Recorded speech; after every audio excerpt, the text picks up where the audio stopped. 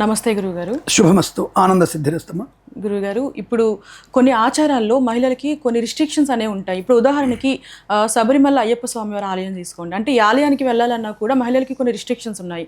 అంటే ఈ విధంగా ఎందుకు ఆడవాళ్ళకి మాత్రమే రిస్ట్రిక్షన్స్ ఉన్నాయంటారు? రైట్, మంచి ప్రశ్న. ఇది మనకి సుప్రీంకోర్టు కూడా అందరూ వెళ్ళవచ్చు అనే సమస్య చెప్పింది. దాని గురించి నో ప్రాబ్లం. నేను ధైర్యంగా మాట్లాడగలుగుతాను. న్యాయం వేరు, ధర్మం వేరు. న్యాయస్థానంలో అందరికీ ధర్మపరమైన న్యాయం జరుగుతుందా? జరిగే అవకాశం ఇంపాసిబుల్. అది అలా జరిగినట్టయితే మనకి ఎంతో మందికి న్యాయం జరిగినట్టయితే ఇప్పుడు మనకు కనబడినటువంటి మొన్న ఒక హీరోయిన్ చనిపోయింది కదా అప్పుడెప్పుడో.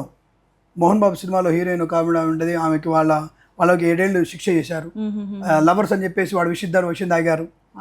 ఆ విషయంలో తప్పు చేయనప్పుడు వాడికి 7 ఏళ్ళు శిక్ష ఎందుకు? ఇద్దరు తాగారుగా, వీడు మాత్రం బతుకున్నాడు. అమ్మాయి చనిపోయింది. హీరోయిన్ కదా చనిపోయింది. అది వరంగల్ అమ్మాయి సంథింగ్ ఎక్కడో. మరి అమ్మాయి చనిపోయినప్పుడు న్యాయం జరిగినట్ట? వాడు విషయం తాగాడు, బతికాడు. ఆ అమ్మాయిని విషయం తాగమని ప్రేరేపించాడు, చనిపోయింది. దానికి వీడెందుకు కారకుడు అవుతాడు? కారకుడు కానప్పుడు వీడు శిక్ష ఎందుకు వేశారు? ఇప్పుడు కారకుడు అయినప్పుడు ఆ 7 ఏళ్ళ శిక్ష ఎందుకు? అంటే అమ్మాయి మరణించింది కదా, తల్లిదండ్రుల ఘోష అలాగే ఉంది. ఆ తల్లి ఏడుస్తూనే ఉంది కదా, ఆ తల్లిదండ్రులు ఏడుస్తూ బాధపడుతున్నారు కదా. మరి అలాంటప్పుడు శిక్ష సమానం అంటే వీడిని కూడా చంపేయాలి కదా, శిక్ష చేయాలి కదా. ఎందుకే లేదు? అరే దానికి మీనింగ్ మరి న్యాయాలయంలో ధర్మదత్త నమ్మకం ఏం లేదు. న్యాయాలయంలో న్యాయం జరగవచ్చు, ధర్మం జరగదు. ధర్మం వేరు, న్యాయం వేరు. న్యాయం నూరు రాసుకుంది, ధర్మం స్థితమైనది, సుస్థితమైనది. ఇక్కడ ధర్మం ప్రకారంగా చేయడం ఇంపాసిబుల్. అది ఇప్పుడు మీకు ₹1,00,000 దానం చేసి అని చెప్పేసి నాకు ₹1,00,000 ఇస్తున్నారు గవర్నమెంట్ ఏమన్నా? రావట్లేదు కదా. ఎందుకు ఇవ్వట్లేదు? నేను లోన్ తీసుకుంటున్నా, నేను ₹1,00,000 లోన్ తీసుకున్నా. ఇందాక మనం అనుకున్న ఒక ఎపిసోడ్లో ₹2,00,000 లోన్ పెడితే నాకు ₹2 ఇచ్చినప్పుడు నా దగ్గర ₹2 తీసుకోవాలి, $300 తీసుకుంటున్నావు. అవును, ఒక ఎపిసోడ్లో మనం మాట్లాడుకున్నావు. మరి నువ్వు నా దగ్గర ఎందుకు ఎక్స్ట్రా తీసుకుంటున్నావు? నువ్వు ఇంట్రెస్ట్ అంటే నీకు రూలు. నీదైతే మంగళవారం, నాదైతే సోమవారం. ఈ రకమైనటువంటి న్యాయాలయంలో అటువంటి న్యాయం జరుగుతుంది, ధర్మపరమైన న్యాయం జరగదు. కాబట్టి ఇంపాసిబుల్. ఇక్కడ మీరు అడిగిన ప్రశ్నకి సమాధానం చెప్పండి స్వామి. అంటే ఋతువు అనేది ఆడపిల్లకు వచ్చేటువంటి సహజమైనటువంటి ఒక ప్రక్రియ. రెండవది, ఇక్కడ మనము సైంటిఫిక్గా మాట్లాడుకున్నాం. శబరిమల యొక్క హైట్ 14, అంటే సముద్ర మట్టానికి దాదాపుగా 8,000 కిలోమీటర్ల 8,000 అడుగుల ఎత్తులో ఉంటుంది. అది ఊష్ణతత్వంగా ఉంటుంది. ఊష్ణతత్వం అది ఎవరెస్ట్కి వెళ్ళడానికి ఎందుకు వద్దన్నారు అందరూ? ఆడవాళ్ళు వెళ్తారుగా ఎవరెస్ట్ శిఖరం మీదకి, కొలిమంజాలు వెళ్తున్నారుగా, బ్రహ్మాండంగా వెళ్తున్నారుగా. అక్కడ రిస్ట్రిక్షన్ పెట్టారా? వెళ్ళొచ్చుగా. బతుకుంటే నీ ఇష్టం, చచ్చిపోతే నీ ఇష్టం. అది మొగోడు కానీ ఆడపిల్ల కానీ నీ ఇష్టం. రైట్. పోనీ కింద మనకి బేస్ పాయింట్ దగ్గర ఆడపిల్లకి కానీ మొగోడికి కానీ సరైనటువంటి ఆక్సిజన్ లెవెల్స్ 84.3 లేకపోతే ఎక్కిస్తాడా వీడోడనా? వీడు అంటారు, అందుకని వీడోడని ఎక్కిస్తాడా గవర్నమెంట్ వాడు? ఎందుకు ఎక్కారు? ఆక్సిజన్ ఎందుకు? ఆడపిల్ల ఆక్సిజన్ వచ్చేసి 82.1 ఉంటుంది, మగవాడికి 87 పాయింట్లో ఉంటుంది ఆక్సిజన్ లెవెల్స్. ఈ ఆడపిల్ల కూడా 87 పాయింట్స్ ఉంటే ఆ పిల్ల ఎక్కిస్తారు అక్కడికి. ఎందుకు? అక్కడ ఉన్నటువంటి ఆ యొక్క శాతం తేమ శాతం ఎక్కువ ఉంటుంది కాబట్టి అక్కడ తట్టుకునేటువంటి వ్యక్తిని పంపిస్తారు. మీ దానిలో పంపించారు. ఇప్పుడు ఒక విషయం ఆడుకుందాం మనం, తప్పుగా అనుకోవద్దు. ఇక్కడ ఎవరికైతే ఆడపిల్లలు ఎవరెస్ట్ ఎక్కుతున్నారో వాళ్ళకి ఈ పురుష హోమోజోమ్స్ ఎక్కువ ఉంటాయి. వాళ్ళకి పురుష లక్షణాలు ఎక్కువగా ఉంటాయి వాళ్ళకి. వాళ్ళని మాత్రమే, ఎందుకంటే వాళ్ళకి తట్టుకునే శక్తి ఉంటుంది. పురుష హార్మోన్స్ ఎక్కువ ఉంటాయి అమ్మాయికి. పురుష హార్మోన్స్ ఎక్కువ ఉన్నప్పుడు తప్పకుండా అమ్మాయి తట్టుకునే కెపాసిటీ ఉంటుంది. మీరు ఛాలెంజ్ చేస్తున్న విషయంలో రండి, can I prove it? No problem. ఇక్కడ అమ్మాయికి ఆక్సిజన్ తక్కువ ఉన్నప్పుడు అమ్మాయి పంపిస్తారో చూద్దాం. అక్కడ రూల్స్ కావాలా? కానీ ఎవరెస్ట్ ఎక్కిన తర్వాత మాత్రం ఆడవాళ్ళు మొగోళ్ళు సమానం ఉంటున్నారు. ఎక్కే ముందు ఏమైంది మరి? అక్కడ స్టార్టింగ్లో బేస్ పాయింట్లో చెక్ చేస్తారు కదమ్మా. 3 పాయింట్లు ఉన్నాయి చెక్ చేయడానికి. 3 పాయింట్లలో సక్సెస్ అయిన వాళ్ళు పైకి వెళ్తారు, ఎవరెస్ట్కి వెళ్తారు. 3 బేస్ పాయింట్లు, చెక్ పాయింట్లు వాళ్ళకి. సరే అది పక్కన పెట్టండి. సరే అంటే ఎవరో వింధ్య పర్వతాలు ఎక్కుతారు, ఎక్కడ తర్వాత విషయం. ఇక్కడ మనకి మానస సరోవరం వెళ్ళడానికి చూడండి అమ్మా, 80 ఏళ్ళ ముసలాడు వెళ్తుంది, 40 ఏళ్ళ అమ్మాయి వెళ్ళలేకపోయింది. అవును, ముసలి వాళ్ళకి 80 ఏళ్ళ ముసలాడు వెళ్ళారు, వాళ్ళకి సరిపోయింది. అక్కడ ఎక్సర్సైజ్ పిల్లలు కూడా వెళ్ళారు. 40 ఏళ్ళ అమ్మాయి వెళ్ళలేకపోయింది. అవును, ఎందుకు వెళ్ళలేకపోయింది? మరి 40 ఏళ్ళ యువకుడు వెళ్ళలేకపోయాడు. ఎందుకు వెళ్ళలేకపోయాడు? ఆక్సిజన్ లెవెల్స్ వాళ్ళకి సరిపోవట్లేదు, వాళ్ళ బాడీలో పొటాషియం కరెక్ట్గా లేదు, వాళ్ళ బాడీలో సరైనటువంటి ఎముకల స్థిరత్వము సాంద్రత కరెక్ట్గా లేదు, ఇమ్యూనిటీ పవర్ వాళ్ళకి ఎక్కువ లేదు, B12 తక్కువగా ఉంది. అంటే చిన్నపిల్లలు కూడా వెళ్తున్నారు. అదే వాళ్ళకి కరెక్ట్ ఉంది. వాళ్ళకి ఆ వాతావరణంతో సరిపోయే వ్యక్తుల్ని పంపిస్తున్నారు, అందరిని పంపించట్లేదు కదా. ఏమరా అక్కడ అందరూ ఈక్వల్ వెళ్ళిపోవచ్చుగా, పోయేదే ఉంది. ప్రాణంగా పోతే నీకెందుకు? అక్కడ పోయి చనిపోయిన వాళ్ళు ఎవరు లేరా? అట్లా పోయిన వాళ్ళు చనిపోయిన చాలా మంది ఉన్నారుగా. ఏది మన వెళ్ళినప్పుడు కేదార్నాథ్ కానివ్వండి ఇంకో దగ్గర కానివ్వండి వెళ్ళినప్పుడు ఇప్పుడు అక్కడ వెళ్తే ఏమవుతుంది, మానసరోవరంలో చనిపోతారు, పుణ్యమేగా. ఎందుకు పంపించలే మీరు? చెకింగ్ బేసింగ్ పాయింట్ ఎందుకు ఆపేశారు? అలాంటి రూల్స్ మీరు న్యాయంలో పెట్టుకున్నారు, చట్టంలో పెట్టుకున్నారు. ఇక్కడ కేరళలో ఉన్నటువంటి అయ్యప్ప స్వామి దగ్గర తప్పనిసరిగా ఒక రూల్ పెట్టుకున్నారు. వాళ్ళ ఇష్టం. వాళ్ళు కానీ నువ్వు ఓడివయ్యా, నువ్వు సుప్రీంకోర్టు అయితే ఏ కోర్టు అయితే నువ్వు అసలు మాట్లాడడానికి. దేవుడికి రూల్ పెట్టుకున్నారు. నా ఇంట్లో రూల్ పెట్టుకున్నాను నేను, ఇక్కడ వరకు షూటింగ్ పెట్టుకున్నాను నేను. లేదు కెమెరామెన్ వచ్చేసి నా ఇంట్లో లోపలికి వెళ్ళి బెడ్రూమ్లో పెడతా అంటే బాగుంటుందా? నా ఇంట్లో ఇక్కడ వరకు పర్మిషన్ షూటింగ్కి, నా హాల్లోకి నా బెడ్రూమ్లో పర్మిషన్ ఇవ్వాలా? మీ కెమెరామెన్ వచ్చే లేదు బెడ్రూమ్లో చేసుకుంటా అంటే కుదరదు. నేను వేరే రకంగా మాట్లాడుతూ వస్తున్నప్పుడు. అలాగే కొన్ని దేవాలయాలు కొన్ని రూల్స్ ఉన్నాయి, వాళ్ళు పెట్టుకున్నప్పుడే నేను ఇక్కడ ఈ రకంగా ఉంటాను కాబట్టి అక్కడ శాస్త్రం పెట్టుకుని రాసుకున్నారు వాళ్ళు రూల్స్, అమెండ్మెంట్స్ వాళ్ళు రాసుకున్నారు, రూల్స్ రెగ్యులేట్ రాసుకున్నారు. ఇక్కడికి 10 ఏళ్ళలోపు అమ్మాయిలు 50 ఏళ్ళ పైన పడినటువంటి ఆడవాళ్ళకే పరిమితము, ఇంకోళ్ళకి అలవాటు లేదు. అంటే శాస్త్రం ఏం చెప్తుంది అంటారు? వాళ్ళు పెట్టుకుని శాస్త్రం ఏం చెప్తుంది అక్కడ?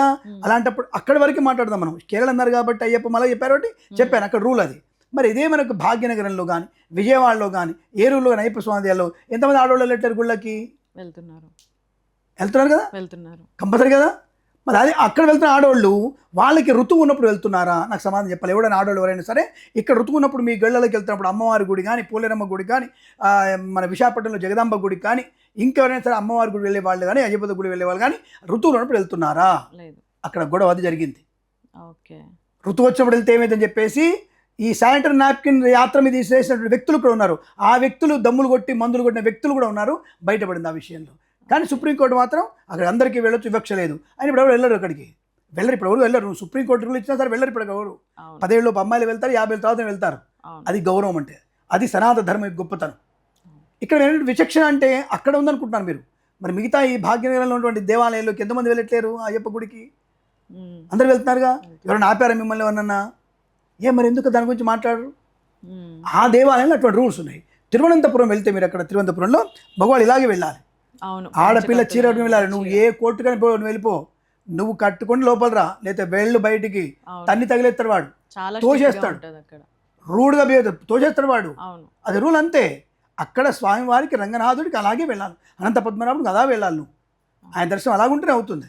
అంతేగాని ఇష్టం ఉన్నట్టుగా వెళ్తా అంటే కుదరదు అక్కడ. అదే పబ్బు కాదు, అది డ్రెస్ వేసుకొని కూడా లోపలికి అలా చేయరు. కాబట్టి అది వాళ్ళ రూల్స్ అవి. ఇప్పుడు రూల్స్ అంటే వాళ్ళకే ఉంటాయా అంటే మరి ఇదే మసీదులోకి వెళ్ళండి ఆడవాళ్ళని అట్లాగే అట్లాంటి డ్రెస్ వేసుకొని వెళ్ళండి, సగం కనిపెట్టి అవయవాలు కనిపెట్టి మీరు వెళ్తారు అక్కడికి? ఎవరైతే శానిటరీ నాప్కిన్ ఇచ్చేసినటువంటి వ్యక్తి అవుతుందో ఆ వ్యక్తి మసీదులోకి వెళ్ళాలి చూడగలుగుతారా? నమాజ్ చేసుకుని ఇట్లాగే నమాజ్ చేసుకుంటాం అని చెప్పేసి హాఫ్ గౌన్ వేసుకొని అలాగే మోకాళ్ళ మీద కూర్చొని చేతులు కడుక్కొని కాళ్ళు కడుక్కొని నమాజ్ చేయగలుగుతావు? అక్కడ నువ్వు చూపిస్తాను నీకు. అదే నువ్వు చర్చికి వెళ్తావు అక్కడ కూర్చొని, అదే చర్చిలో నువ్వు స్కర్ట్ వేసుకొని నువ్వు అంతా అవయవాలు కనిపెట్టి డ్రెస్ వేసుకొని వెళ్తే బాగుంటుందా? ఎందుకు వెళ్ళావు నువ్వు మరి అక్కడికి? అంటే ధర్మం మీద, సనాధర్మం మీద మాత్రమే పొడి చేద్దాం మనం. ఏదో పొడుస్తా ఇడుస్తా అంటారు మీరు. మీరు పొడి చేయాలి. మీ సుప్రీంకోర్టు ఇంకోటి హైకోర్టులో చేసినా అది ఒకటి ఎక్కడికి కూడా రాదు, అవకాశం లేదు. నేను ఇందాక ఒక మాట అన్నాను, దాని గురించి మళ్ళీ ఎవరైనా కామెంట్ చేస్తానేమో, సుప్రీంకోర్టు ధిక్కరిస్తాను. ధిక్కరించే అవసరం నాకు లేదండి. ఇప్పుడు ఒక జడ్జిగా ఉన్న వ్యక్తికి, ఒక న్యాయమూర్తికి ఒకే అర్హత ఉంటుంది. అది సుప్రీంకోర్టు జడ్జి కానీ, హైకోర్టు జడ్జి కానీ, డిస్ట్రిక్ట్ కోర్టు జడ్జి కానీ. కొన్ని పరీక్షలు పాస్ అయితే వాళ్ళకి ఆ ప్లేస్ వస్తుంది, అంతేనా? మరి ఒక కేసు మనకి హైకోర్టులో క్లియర్ అయిపోయినప్పుడు సుప్రీంకోర్టుకి ఎందుకు వెళ్ళడం? అంటే ఈ జడ్జికి పిచ్చోడా? అంటే జడ్జి చదువుకున్నట్టుగా, వేస్ట్ కానట్టుగా, అదే ఉద్దేశం వస్తుంది. ఇంకే వస్తుంది. మళ్ళీ single bench, 2 bench, 3 bench, 5 bench. ఈ బెంచ్లు ఏంటంటే ఒక జడ్జి చదువుకున్న చదువు కాదా? ఆయన చదువుకుంది రాజ్యాంగం చదువుకోలేదా? ఐపీఎస్ చదువుకోలేదా? మున్సిపల్ లా, అదేంది ముస్లిం లా చదువుకోలేదా? ఇండియన్ లా చదువుకోలేదా? ఆయన చదువుకుంటే జడ్జి అయ్యాడు కదా ఆయన. మరి ఆయన తీర్పు మళ్ళీ ఇంకో తీర్పు ఎందుకు? స్పెషల్ కోర్టు ఎందుకు? అది న్యాయధర్మం వేరు, ధర్మమైనటువంటి న్యాయం వేరు. న్యాయవాదంలో న్యాయశాస్త్రం ఉన్నటువంటి న్యాయధర్మం వేరు, ధర్మశాస్త్రం ధర్మ న్యాయం వేరు. ధర్మ న్యాయం మనది సనాతన ధర్మానికి ఉంది. న్యాయధర్మంలో న్యాయం మాత్రమే ఉంటుంది, ధర్మం అనేది ఉండదు. ఈ విషయం గమనించుకోవాలి మీరు. కాబట్టి కేరళలో ఉండేటువంటి అయ్యప్ప స్వామి విచక్షణ అనేది ఎక్కడ లేదండి. రెండింటికి ఇద్దరికి సమానం అవుతుంది. మీరు అడిగారు పురాణాల్లో ఇలాంటి ఉందంటే లేదమ్మా. పురాణాలు చదువుకోవడానికి అన్నింటికి కూడా ఆడవాళ్ళకి ఆ ఋతు సమయంలో తప్ప మిగతా విషయాల్లో, కర్మకాండ విషయాల్లో ఆడవాళ్ళు తప్పకుండా పాలు పంచుకోవచ్చు. ఏమంటే మంత్రాలు చదివిన ఎందుకండి అంటే కొన్ని బీజాక్షర మంత్రాలు నాభి నుంచి రావాలి. నాభి నుంచి ఏ మాటలు అయితే ఏ మంత్రాలు అయితే వస్తాయో అప్పుడు అమ్మాయిలు వచ్చేటువంటి శారీరక మార్పులు చాలా ఉంటాయి. ఓకే. కొన్ని ఊష్ణ మంత్రాలు ఉంటాయి, కొన్ని ప్రయోగ మంత్రాలు ఉంటాయి. ఇక్కడ చదవడం వల్ల అమ్మాయి కొంత అనారోగ్య స్థితి, హార్మోన్స్ ఇన్బ్యాలెన్స్ అవడం వల్ల ఋతువు తొందరగా వచ్చేస్తుంది. గర్భవిచ్చిత ఈ మంత్రాలు ఉన్నాయి. ఓకే. అటువంటివి చదవకూడదు అనేటువంటి భావనతో మంత్రోక్తం కాకుండా పురాణోక్తం చదువుకున్నారు. మంత్రంలో వచ్చే మీనింగ్ చదువుకోండి. మంత్రంలో ఉండే మీనింగ్ పురాణాలు చదువుకోండి హాయి బ్రహ్మాండంగా. దుర్గా పురాణం బ్రహ్మాండంగా ఉందిగా, చదవండి. కేవలం లేదు మేము దుర్గా సూత్రం జాతవేద శే శృణ్వా భసోమ మరాతి యతోనిత తివేద, ఇదెందుకు నీకు? దుర్గాయ నమః, దుర్గాపత్తివారిణ్యే నమః, సర్వధర్మాయ నమః, శ్రీయై నమః, మహాదేవ్యై నమః, అవే కదా, అవి చదవచ్చు కదా. ఇక్కడ చదవాల్సినటువంటి వ్యక్తి మంత్రం ఏంటంటే మంత్రోక్త ప్రధానమైనది వేరు, ఇదొక పదోక్త ప్రయాణం వేరు. ఈ పదోక్తం అంటే పదాలని, అమ్మవారి పదాలను వాడుకోవడం. రెండవే ఆడవాళ్ళు చేసుకుంటే పోయేదే ఉంది, ఇవి సాఫీగా ఉన్నాయిగా. ఇప్పుడు మీరు కూడా మీకు బాగా మసాలా వేసి తినడం అలవాటు. అదే మీ అమ్మకి మిమ్మల్ని కన్నా మీ అమ్మగారికి అప్పటికి అంత మసాలా తినడం నా వల్ల కాదని చెప్తుంది, సపోజ్ అనుకుందాం. లేదా ఆవిడ కావాలని చెప్పి మా నోట్లో కుక్కి ఏం చేస్తుంది, ఆవిడ వాంతి చేసుకుంటారు. అవును, మీరు ఎంజాయ్ చేస్తున్నారు. నెక్స్ట్ మీ కూతురికి స్వీట్ మాత్రం ఇష్టం, అసలు హార్డ్ అయితే అమ్మని అసలు పడదంటది. అవునా? అంటే అప్పుడు మరి ఎందుకు ముగ్గురికి డిఫరెంట్ ఎందుకు వచ్చింది అంటే వారికి శరీర ధర్మాన్ని బట్టి వస్తుందా? అవును. ఇక్కడ మంత్రం కూడా శరీర ధర్మాన్ని బట్టి చేయాలి. కొన్ని బీజాక్షర మంత్రాలు ఆడవాళ్ళని ఇబ్బంది కలిగిస్తుంది, మానసికమైనటువంటి వికల్పాన్ని కలిగిస్తాయి. కాబట్టి ఆడవాళ్ళు మంత్రం చదవకూడదు. ఋతువులు అకస్మాత్తుగా వస్తాయి, గర్భస్రావం అయ్యే అవకాశం ఉంటుంది. కాబట్టి ఇవన్నీ కొన్ని వ్యక్తి ధర్మాలనే కాబట్టి అది చేయబడింది.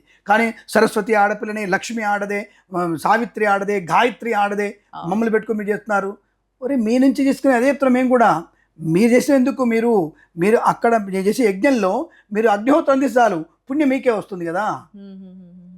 అగ్నిహోత్రంలో నేను యజ్ఞం చేసేటప్పుడు నా భార్య చెప్పు అగ్నిహోత్రం తీసుకుంటేనే నా పుణ్యం, ఆ పుణ్యంలో 50% నాకు వచ్చేస్తుంది. దానికి ఏం కావాలి మీకు? లేదు నేను ఇక్కడే కూర్చుంటా, నేను ఇక్కడే కూర్చోవాలి, నేను ఇక్కడ చేయాలి, నేను పద్మాసనం వేసుకోవాలి, నేను కూడా ఓం శ్రీం స్వాహ అని చెప్పాలంటే చేసుకో. విపరీత కాలం అంటారు కదా, వినాశకాలే విపరీత బుద్ధి. కాబట్టి అవి చేయకూడదు అని చెప్పబడింది. ఎక్కడ ఏం చేయాలో, ఎక్కడ ఈక్వాలిటీగా అక్కడ చేయాలి. కుటుంబంలో కానీ బయట కానీ ఎక్కడ నీకు ఈక్వాలిటీ కావాలి. ధర్మశాస్త్రంలో కూడా ఈక్వాలిటీ ఉంది ఆవిడకి తగ్గించింది ఏం లేదు. బ్రహ్మాండమైనటువంటి తనకు ఉన్నటువంటి ఉన్నత స్థానాన్ని ఆడపిల్లకి ఇచ్చారు తప్ప ఇంకోటి లేదు. అందుకే సనాతన ధర్మంలో మీరు ఈ మధ్య సోషల్ మీడియాలో బాగా వస్తుంది, రాముడు సీతమ్మ వారు దండ వేసుకుంటుంటారు. రాముడే టక్కున దండ వేస్తాడు సీతమ్మ వారికి. సీతమ్మ వారు ఈయన హైట్ కాబట్టి ఏం చేయలేక అసలు ఎత్తుకుంటూ ట్రై చేస్తుంటాడు వేయడానికి. లక్ష్మణుడు వచ్చేసి రాముడు కాళ్ళు దండం పెడతాడు, రాముడు ఎంబడే వంగుతాడు తమ్ముడు కోసం. సీతమ్మ వారు టక్కన ఎమ్మెల్యే దండేస్తుంది. అప్పటికి కూడా ఈ లక్ష్మణుడు సీతమ్మ కాళ్ళు తప్ప ఇంకోటి మొహం చూడడు. అది నా సనాధర్మం గొప్పది అంటే చూపించడానికి చిన్న చూపించినా అది నా గొప్ప ధర్మం. ఒక చెల్లిని, ఒక తల్లిని, ఒక అందరినీ కూడా సమానంగా చూస్తాడు. ఒక్కొక్కరు ఒక్కొక్క ప్రియారిటీ ఇస్తాడు. తల్లికి ఇచ్చేటువంటి స్థానం అసలు అన్బీటబుల్, అసలు దానికి అదే స్థానాన్ని కూతురికి ఇస్తాడు. మళ్ళీ వాడిని అమ్మ అంటాడు. అది ఫస్ట్ అనేది ఏంటంటే మా అమ్మ అండి. ప్రతి తండ్రి సనాతన ధర్మంలో తన కూతురుని ఫస్ట్ మాట నా అమ్మ అండి, నా అమ్మ నా ప్రాణం, నా ప్రాణం ఇంత అయితే ఉంటుంది. కొడుకుని పట్టించుకోవడం మళ్ళీ వాడు. కూతురు అంటే ప్రాణం ప్రతి తండ్రికి ఉంటుంది. అదే భార్యని నా అర్ధాంగండి, నా శరీర సగభాగం అంటాడు. తన వదిలని అయ్యో నా తల్లి సమానరాలండి అంటాడు. అయ్యో నా తల్లి అండి ఆవిడ. నా మరదలు చూస్తే అయ్యో మా చెల్లి లాంటిదండి. ఈ భావనతో ఉన్నటువంటిది కేవలం సనాతన ధర్మం మాత్రమే. ఇంకో ధర్మంలో నీకు అది లేదు రాదు కూడా. అది ఇంపాసిబుల్. అది ఇంకో ధర్మానికి వచ్చే అవకాశం లేదు. అలా వచ్చింటే వీడు నా తల్లితో నేను కొడుకుని కన్నా అని చెప్పి వీడియోలు పెట్టాడు వాడు. నా బిడ్డని పెళ్ళి వీడియోలు పెట్టాడు వాడు. ఇద్దరు మనుషులు నేను ఒక ఫాదర్గా ఉంటూ అందరినీ అనుభవిస్తూ పిల్లలుగా నన్ను వీడియోలు పెట్టాను. అలాంటిది మన దాంట్లో లేదా అంటే ఉంది. ధర్మభ్రష్టున్నటువంటి వాళ్ళు ఇక్కడ కూడా ఉండి మేము సన్యాసులం అని చెప్పుకొని తప్పుడు మార్గంలో ఉండి దొంగ పూజారులు, దొంగ సన్యాసులు, దొంగ జ్యోతిష్యులు అందరూ కలిసి తప్పకుండా వీళ్ళు తప్పు పని చేస్తారు. ఇది సావాస దోషం. ఇటువంటి చండాలతో కలిసి స్నేహం చేయడం వల్ల ఇటువంటి సావాస దోషంతో బుద్ధులు ఏర్పడతాయి. అందుకే సత్సంగత్వం ఉండాలంట నా పద్ధతి. నా ధర్మంలో సత్సంగత్వం ఉండాలి. సత్సంగత్వం అంటే 10 మంది మంచి వాళ్ళతో ఉండడం. సావాస దోషం గుణాభవంతి, చెడ్డవాడితే చెడ్డ బుద్ధులే వస్తాయి. అందుకే ఇతర ధర్మాలకి దూరంగా ఉండు. నీ ధర్మం మాత్రమే గొప్పది. స్వధర్మే నిధనం యాంతి పరధర్మో భయావహ. అది భయం కలిగిస్తుంది, నాశనం చేస్తుంది మనల్ని. దాన్ని దూరం చూడు. రైట్, ఓకే అండి, నమస్కారం, రైట్ థ్యాంక్ యూ, బాగున్నారు మీరు, అంతవరకే. వాడితో నువ్వు కలిసినావా వాడి బుద్ధులు నీకు వచ్చేస్తాయి. అటువంటి వ్యక్తి బుద్ధులు రావట్టే వీడు కొంతమంది మన వాళ్ళు నాశనం అయిపోతున్నారు. ఇప్పుడు భ్రష్టులు అయిపోతున్నారు. వాడికి వాయు వరుస లేకుండా, తల్లి పెళ్ళం చెల్లి లేకుండా వీడు నాశనం అవుతున్నాడు. వీడు మదం ఎక్కుతున్నాడు. ఇప్పుడు ఇది సావాసం వల్ల వస్తుంది. అది వాళ్ళకి దూరంగా ఉండండి. వాళ్ళు దూరంగా ఉంటేనే మనం సనాధర్మం గొప్పగా ఉంటుంది. అన్నప్పుడే మనకి తెలుస్తుంది. అక్కడ స్త్రీని మనం గొప్పగా చూపించుకునే ప్రయత్నం. అటువంటి స్త్రీకి ఈక్వాలిటీ ఎవరు చెప్పారు? అసలు స్త్రీని తల మీద పెట్టుకొని గుడల మీద పెట్టుకుంది నా ధర్మం మాత్రం ఇంకో ధర్మం కాదు. కాబట్టి అటువంటి ఒక ప్రియారిటీ, స్త్రీని దేవతగా చూసిన నా ధర్మం ఒకటే. మిగతా వాళ్ళలో కేవలం కాముకైన దృష్టి చూసారు తప్ప నా దాంట్లోనే ఒక తల్లి స్థానాన్ని, ఒక దేవత స్థానాన్ని ఇచ్చేసిన నా ధర్మం. చెప్తున్నా ఒక నిజంగా ప్రతి ఇంట్లో మా ఆడపిల్ల అది తిరుగుతుంటేనే, అసలు ఆమె అడుగులు వేస్తుంటేనే ఎంత అలసిపోయినా సరే తండ్రి ఆ పిల్లవాడు బయట బోర్డు పని ఈవెందో ప్రధానమంత్రి కానీ ముఖ్యమంత్రి కానీ కష్టపడి ఇంటి ఆడపిల్ల కనపడితే అసలు కష్టమని పెట్టి నెత్తిన ఎక్కించుంటాడు. అదే మొబైల్ నాకు అసలు తర్వాత మాట్లాడతారా పోరా అంటాడు తప్ప, ఆడపిల్ల అనుకో నానానంగా తల మీద తిట్టుకొని మళ్ళీ పిచ్చి పనులు చేస్తుంటే జుట్టు పిక్కోవడం అవి చేస్తుంటాడు. ఎంత రిలాక్స్ పొందుతాడు తెలుసా మీకు? ఆడపిల్ల అటువంటి ప్రియారిటీ ఉంటుంది ఆడపిల్లకి. ఆడపిల్ల నీళ్ళు ఇల్లే కాదు అసలు ఆడపిల్ల ఇల్లే కాదు నా దృష్టిలో. అది కేవలం ఏదో నామమాత్రపు గృహమే తప్ప ఇల్లు కాదు. కానీ ఆడపిల్ల ఉన్న ఇల్లు బ్రహ్మాండం. ఆ కూతురు చేసేటువంటి అల్లరి తండ్రికి ఎంత ఇష్టం అంటే, మనం నిజంగా చెప్తున్నా ఈ మధ్య సినిమాల్లో అది రీల్స్లో కనపడుతుంటుంది. తండ్రి వచ్చి బెల్ట్ తీసుకొని కోపంగా తొడుతుంటాడు ఏందో బిడ్డని. వాళ్ళమ్మ ఉంటే కొట్టు అని చెప్తుంటుంది. ఆయన కొట్టడు పాడు, అది కొట్టడు చేయడు ఆయన. వాళ్ళమ్మ పోగా ఇద్దరు కలిసి ఆడుతుంటారు. అంటే ఆ కూతురు మీద ఉండేటువంటి ప్రేమ అనేది చెప్పడానికి తప్పు కాదు. అయితే ఇక్కడ మీకు చిన్న ఉదాహరణ, ఆడపిల్లకి తక్కువ చేశారు ధర్మం లేదమ్మా. ఇక్కడ మనకి ఒకసారి దుష్యంతుడు శమంతకు అని మీకు కళ వినిమంటారు మీరు ఈ కథ. దుష్యంతుడు శకుంతల, ఈ శకుంతల వచ్చినప్పుడు సరే ఈ శకుంతల దుష్యంతుల పరిణయం అయిపోతుంది, గాంధర్వం చేసుకుంటారు, మర్చిపోతాడు. ఆవిడ వెళ్తుంది, గొడవ అవుతుంది, సరే నేను వివాహం చేసుకుంటాడు. ఆ వివాహ సమయంలో ఆ మునీశ్వరుడు ఏడుస్తాడు. ఆ శకుంతలను అప్పచెప్పేటప్పుడు ఏడుస్తాడు ఆయన. ఏంటి నేను ఒక సన్యాసిని, ఋషిని, అసలు నాకు ఎటువంటి పవబంధాలు లేవు, అసలు భావబంధాలు నాకు లేనటువంటి నేనే శకుంతలని అప్పచెప్తుంటే నాకు ఏడుపు వచ్చేస్తుంది, అలాంటిది మనుషులు ఎంత బాధపడతారు అంటాడు. అప్పచెప్తున్నప్పుడు ఎంత బాధపడతారు, నీ యొక్క వంశవృద్ధికుడైనా నా కూతురు నీకు అప్పచెప్తాను చెప్పి దానం చేసినప్పుడు ఎంత బాధపడతాడు కదా అని ఆ ఋషి అడుగుతారట. అటువంటిది నా ధర్మం తల్లి. అక్కడ ఆడవాళ్ళకి తక్కువ ఎక్కడ చూపించాం మనం? ప్రతి చోట ప్రతి విషయంలో కూడా రెండవది మీకు ముఖ్యమైన విషయం గుర్తుపెట్టుకోండి, భర్త లేకపోతే భార్యని విధవ అంటారు. అదే నా భాషలో భార్య లేకపోతే భర్తని విధవ అంటారు. విధవ అంటే దేనికి పనికిరాడు వాడు. యజ్ఞానికి, యాగానికి, హోమానికి, పూజకి, పునస్కారానికి దేనికి పనికిరాడు వాడు. అందరికీ ఆడపిల్ల కనపడుతుంది కాబట్టి బొట్టు లేకుండా కనపడుతుంది అనుకుంటారు. భార్యను కూడా అంత సేమ్ ఈక్వాలిటీ. వాడు గుండు చేసుకుని ఉండాలి, ఏకవస్త్రం ఉండాలి, వాడికి 2 వస్త్రాలు ధరించకూడదు. జీన్ ప్యాంట్ వేసుకుంటా, టీషర్ట్ వేసుకుంటా, పౌడర్ పోసుకుంటా, బొట్టు పెట్టుకుంటా, గడ్డను ట్రిమ్ చేసుకుంటా, నిండా గుండు చేసుకోవాలి. ఇక్కడ కూడా జుట్టు ఉండొద్దు, మొత్తం సర్వాంగంగా జుట్టు ఉండొద్దు వాడికి. అలా ఉండాలి వాడు. ఎందుకు? వాడు కురూపి కనపడాలి. కురూపి అంటే వ్యామోహం లేనట్టు కనపడాలి.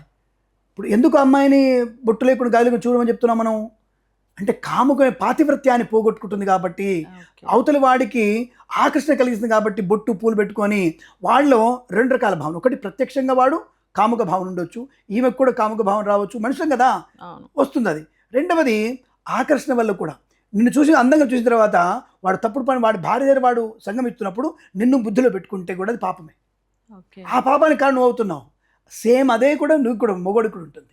నువ్వు అందంగా జీన్ ప్యాంట్ టీషర్ట్ వేసుకొని పోతా, నేను జుట్టు మంచి దూకుంటా, మహిబాబులో దూకుంటా, నువ్వు మొత్తం గుండుతో ఉండాలి. అసలు నువ్వు ఏమాత్రం కూడా అసలు నీకు అవయవాలు ఏవి కూడా నీకు ఉండదు, సరిగ్గా ఉండకూడదు, అందంగా కనపడకూడదు. ఎందుకంటే ఆ అమ్మాయిని కూడా వ్యామోహిస్తావు గాను, అమ్మాయిని కూడా ఊహించుకుంటుందిగా, బాగున్నాడు వీడు, సూపర్ ఉన్నాడు వీడు అనుకుంటుందిగా. ఆ తప్పుకు నువ్వే కారణం అవుతావుగా. కాబట్టి ఇక్కడ వీడంతే ఉండాలి. చాలా మంది అనుకుంటారు ఆడవాళ్ళని విధవలు చేశారు, పక్కన పెట్టారు. అబద్ధం అది. మగవాడు కూడా అలాగే ఉండాలి. దానికి కాబట్టి ఇద్దరికి సమానత ఉంది. స్త్రీకి సమున్నత స్థానం ఉంటుంది. కేరళ హైకోర్టు ఇచ్చిందా, సుప్రీంకోర్టు ఇచ్చిందా చెప్పే కదా, న్యాయ ధర్మం వేరు, ధర్మ న్యాయం వేరు. ఆ విషయాన్ని గుర్తుపెట్టుకోండి.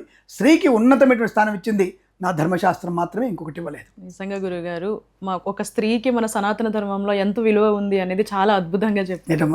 ధన్యవాదాలు గురుగారు.